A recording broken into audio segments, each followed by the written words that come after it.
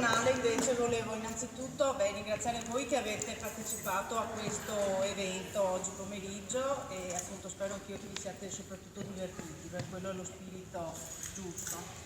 Io però devo ringraziare, come prima anche finale regionale, il gruppo del calcio WISP Veneto, che è formato da circa un anno, che è coordinato da Giorgio Grespan, che è qui con me, e dai rappresentanti dei vari territoriali che hanno appunto cominciato a lavorare insieme, e siamo a livello nazionale anche la prima esperienza. Sono Giorgio Grespan, responsabile della struttura di attività WISP Veneto. Ringrazio naturalmente tutti voi, gli atleti e i vari dirigenti che hanno accompagnato queste rappresentative. È stato un bel pomeriggio di sport, nessuno si è fatto male e ci siamo divertiti.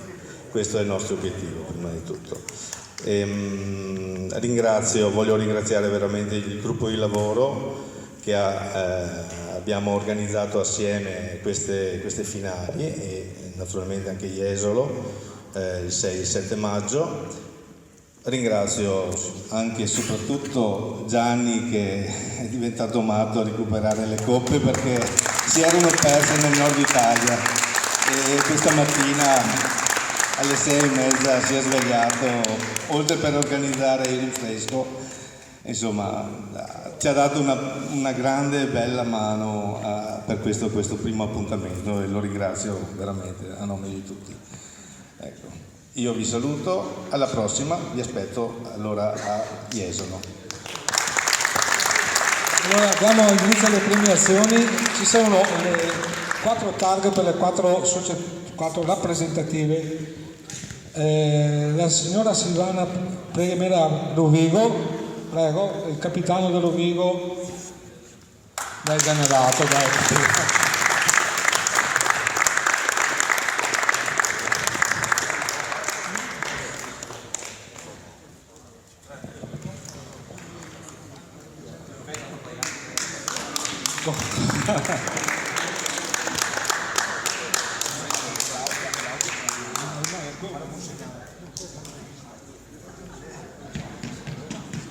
Giorgio Premi a Padova, grazie.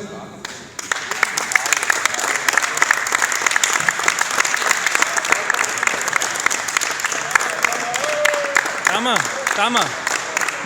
Il vicepresidente del comitato provinciale, scusandomi con lui che non l'ho nominato prima, Paolo Pratone, premia Verona, la targa per partecipazione per Verona, cap. Prego signore.